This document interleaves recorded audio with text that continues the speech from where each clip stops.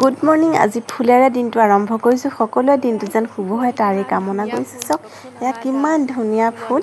আজি ফুলনি এয়া হৈছে পথাৰত ফুলি থকা ফুল দেই। কিমান ধুনীয়া দেখিছেনে?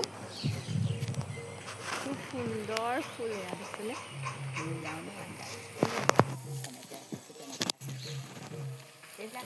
এইবোৰ ফুল মোৰ ইমান মৰম লাগে। এয়া ফুল মই এনেকৈ ফুলকৈ থওঁ আৰু ধুনীয়াকৈ ফুলখিনি ৰাখিছোঁ। এইখিনিতে কিমান মৰম লাগে, ফুলটো বহুত ভাল লাগে। এইফালে এনেকৈ হেৰি কৰিছোঁ, এনেকৈ ধুনীয়াকৈ এইফালে কৰিছোঁ।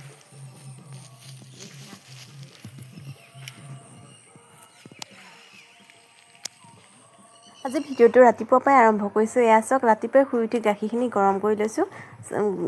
তাৰপিছতে আকৌ চাওকচোন এই গছজোপাত গুই এটা আছে। গুইটোৱে গোটেই চৰাইবোৰ গিলিছে।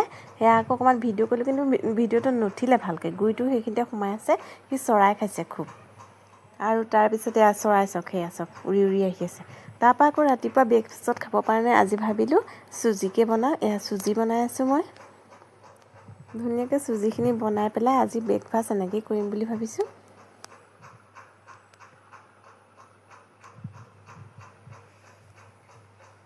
এয়া মোৰ চুজি বনোৱা হৈ গৈছে। এয়া মই চাৰ্ভ কৰি লৈছোঁ ধুনীয়াকৈ কাঁহীখনত।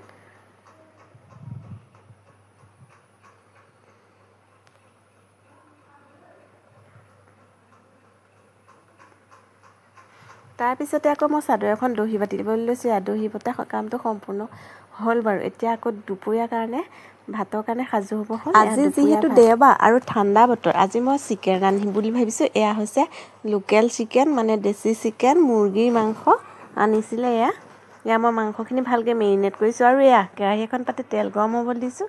তাত অকণমান চেনি দি দিছোঁ। চেনি দিলে কালাৰটো খুব ধুনীয়া আহে। তাৰপিছত তেল গৰম হ'বলৈ দিছোঁ। এয়া পিঁয়াজ দিছোঁ। পিঁয়াজখিনি লৰাই ভাজি লৈছোঁ ৰঙা হোৱালৈকে।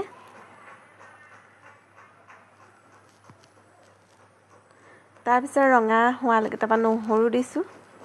মাংসত যিহেতু মছলা সানিয়ে থোৱা আছে, সেইটো কাৰণে তাৰ লগত একো মছলা নিদিওঁ। তাৰপৰা এয়া মাংসখিনি দি দিছোঁ মই ধুনীয়াকৈ। মাংসখিনি লৰাই ভাজি ল'ম ৰঙচুৱা হোৱালৈকে।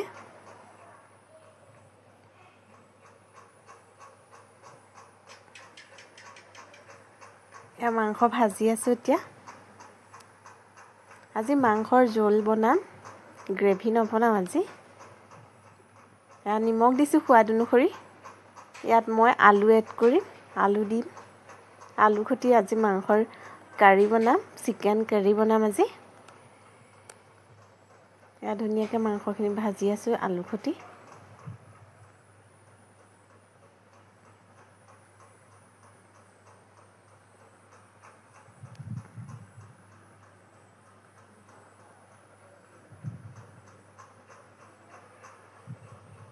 এয়া ধুনীয়াকৈ ভাত পানী খাই হ'ল। তাৰপিছত চাব দেই, আজি আমাৰ ইয়াত বান্দৰ আহিছে।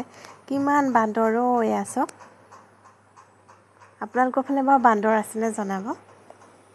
আমাৰ বান্দৰে খুব অনিষ্ট কৰে। একো এটা বস্তু আমি খাব নোৱাৰোঁ কৰি পেলাই। ঘৰত চব কিনি খাবলগীয়া হয় বান্দৰৰ কাৰণে।